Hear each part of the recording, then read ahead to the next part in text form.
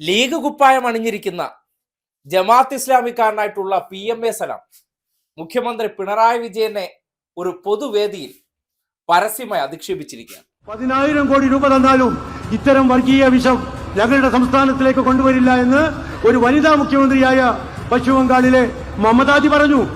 കേരളത്തിലെ മുഖ്യമന്ത്രി ആണും പെണ്ണും കെട്ടവനായതുകൊണ്ടാണ് അതിൽ പോയി ഒപ്പിട്ടത് എന്ന് പറയാതിരിക്കാൻ. ആണും പെണ്ണും കെട്ടവൻ, ഇതാണ് അദ്ദേഹത്തിന്റെ സ്റ്റേറ്റ്മെന്റ്. PM ശ്രീ പദ്ധതി ഒപ്പിട്ടതുമായി ബന്ധപ്പെട്ടുള്ള വിമർശനം ഉന്നയിക്കുകയാണ്.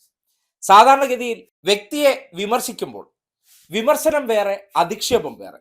ഇപ്പോ അധിക്ഷേപിക്കാനായിട്ടുള്ള കാര്യം എന്താണ്? മുഖ്യമന്ത്രി എന്നുള്ള നിലയ്ക്ക് പിണറായി വിജയന്റെ പ്രവർത്തനങ്ങളെ സംബന്ധിച്ച് ആശയപരമായിട്ട് എതിർക്കാൻ അവർക്ക് കയ്യിൽ ആയുധങ്ങളില്ല, നിരായുധരായി നിൽക്കുകയാണ്. സ്വാഭാവികമായിട്ട് നിരായുധരായിട്ട് നിൽക്കുന്ന മനുഷ്യർക്ക് വിമർശിക്കാൻ എന്ത് വേണം? അധിക്ഷേപം വേണം, ചിലപ്പോൾ പരിധി വിട്ടാൽ തെറിയും വേണ്ടി വരും.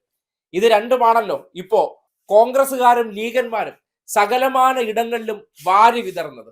സോഷ്യൽ മീഡിയയിൽ എതിർത്ത് സംസാരിക്കുന്നവരുടെ മുഴുവൻ പ്രൊഫൈലിന്റെ താഴെ പോയാലും ഈ രണ്ട് ആയുധങ്ങൾ മാത്രമേ അവരുടെ കൈവശമുള്ളൂ. ആശയങ്ങൾ പറയാനേ ഇല്ല. ഒരു വിഷയത്തെ വ്യക്തിയെ എതിർക്കാൻ അവരുടെ കൈവശം അതുമായി ബന്ധപ്പെട്ട് പറയാൻ കാരണങ്ങളില്ല. അതുകൊണ്ടാണ് അധിക്ഷേപത്തിലേക്ക് കടന്നിരിക്കുന്നത്. എന്തായാലും ലീഗ് നേതാക്കന്മാർ ഒന്നടങ്കം തള്ളിപ്പറയുന്നുണ്ട്. പക്ഷേ ഇത് ഒറ്റപ്പെട്ട സംഭവമാണോ? ഇല്ല. നേരത്തെ ഒരു കല്ലായി ഉണ്ടായിരുന്നു. മുഖ്യമന്ത്രിയുടെ മകളെ PA മുഹമ്മദ് റിയാസ് വിവാഹം കഴിച്ചതിനെ ഇതുപോലെ പരസ്യമായ ഒരു വേദിയിൽ അദ്ദേഹം പറഞ്ഞ വാചകം ഏറെ വിവാദമായിരുന്നു. അതിന് സമാനമാണ് ഇപ്പൊ ഈ ട്രാൻസ്ജെൻഡർ വിഭാഗത്തിൽപ്പെട്ടവരെ ആണല്ലോ നമ്മൾ പൊതുവെ ഈ രീതിയിലുള്ള സ്റ്റേറ്റ്മെന്റുകൾ നടത്താറുള്ളത്. അത്തരം ആൾക്കാരോടുള്ള ജമാഅത്ത് ഇസ്ലാമിക്കാരന്റെ മനോഭാവം എന്താണെന്നാണ് ആ വാക്കുകളിൽ തെളിയുന്നത്. ലീഗിലെ നേതാക്കന്മാരുടെ ഉള്ളിലുള്ള കാര്യങ്ങൾ ചിലപ്പോൾ പിടിവിടുമ്പോൾ പുറത്തേക്ക് വരും. അധികാരമോഹം നിറഞ്ഞു തുളമ്പിയിരിക്കുന്ന സന്ദർഭത്തിൽ അത് പതിയെ പതിയെ കയ്യിൽ നിന്ന് വഴുതി പോകുന്നു എന്ന തോന്നൽ വരുമ്പോൾ സ്വാഭാവികമായിട്ടും വിമർശനങ്ങൾ അധിക്ഷേപത്തിന്റെ രൂപത്തിലേക്ക് കടന്നു പോകും. ആ നിലയ്ക്കാണ് ഇമാതിരി തോന്നിവാസങ്ങൾ വിളിച്ചു പറഞ്ഞിരിക്കുന്നത്. ആ തോന്നിവാസങ്ങൾ വിളിച്ചു പറഞ്ഞതിനെ രാഷ്ട്രീയ വിമർശനമായി കണ്ടോളുമെന്ന് കരുതരുത്. തിരിച്ച് ഇതേ ഗ്രാവിറ്റിയിലുള്ള മറുപടികൾ അങ്ങോട്ട് വന്നാൽ താങ്ങണമെന്ന് മാത്രമേ പറയാനുള്ളൂ. അന്ന് ഇരവാദം പറഞ്ഞ് പുറത്തേക്ക് വരരുത്.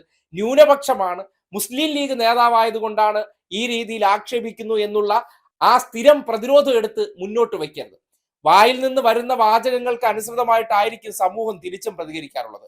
അല്ലെങ്കിൽ PM ശ്രീ പദ്ധതിയുമായി ബന്ധപ്പെട്ട വിഷയത്തിൽ എന്താണ് കാരണമെന്ന് കൃത്യമായി വിശദീകരിച്ചിട്ടുണ്ട്. അതൊന്നും അങ്ങോട്ട് ഉൾക്കൊള്ളാൻ പറ്റില്ലെന്നേ. എങ്ങനെ ഉൾക്കൊള്ളാൻ പറ്റും? ലീഗ് പിന്തുണയ്ക്കുന്ന കോൺഗ്രസ് രാജ്യത്താകമാനം PM ശ്രീയിൽ ഒപ്പിട്ടപ്പോ സലാമിന് പൊള്ളിയില്ല.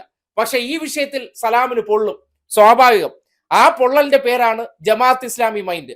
രാഷ്ട്രീയ ഭാവിക്ക് വേണ്ടി പല വർഗീയ സംഘടനകളുടെയും തിണ്ണ നിരങ്ങിയതിനു ശേഷം ഏറ്റവും ഒടുവിൽ ലീഗിന്റെ കോണിപ്പടിയിൽ ചവിട്ടി നിൽക്കാൻ അവസരമുണ്ടാകുമ്പോൾ മറ്റ് പല കാര്യങ്ങൾ കൊണ്ട് ലീഗിന് ഇന്നത്തെ കാലഘട്ടത്തിൽ അതിജീവനത്തിന് ഇതുപോലുള്ള ജമാഅത്ത് ഇസ്ലാമിക്കാരനെ പ്രസിഡന്റായി ഇരുത്തേണ്ട ആവശ്യമുള്ളത് കൊണ്ട് അവർക്കത് നിലനിൽപ്പായിരിക്കും. പക്ഷേ ആ നിലനിൽപ്പുകാരൻ ഇരുന്ന് എന്ത് തോന്നിവാസവും വിളിച്ചു പറഞ്ഞാൽ നാട്ടുകാർ മുഴുവൻ അത് ഉൾക്കൊള്ളണമെന്നുമില്ല. അതുകൊണ്ട് മുഖ്യമന്ത്രിയെ ആർക്കും വിമർശിക്കാൻ പാടില്ല എന്നൊന്നും ഇവിടെ പറയുന്നില്ല.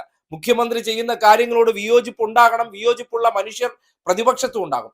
പക്ഷേ ആ വിയോജിപ്പുകൾ പ്രകടിപ്പിക്കേണ്ടതിന്റെ ഒരു മര്യാദയുണ്ട്, അതിനൊരു സീമയുണ്ട്. അതെല്ലാം ലംഘിച്ചുള്ള വർത്തമാനങ്ങൾ പറയുമ്പോൾ തിരിച്ചതേ തീവ്രതയിലുള്ള മറുപടി വരും. ചിലപ്പോൾ അത് സലാമിനെ കൊണ്ട് താങ്ങാൻ പറ്റില്ല എന്ന് മാത്രമേ പറയാനുള്ളൂ.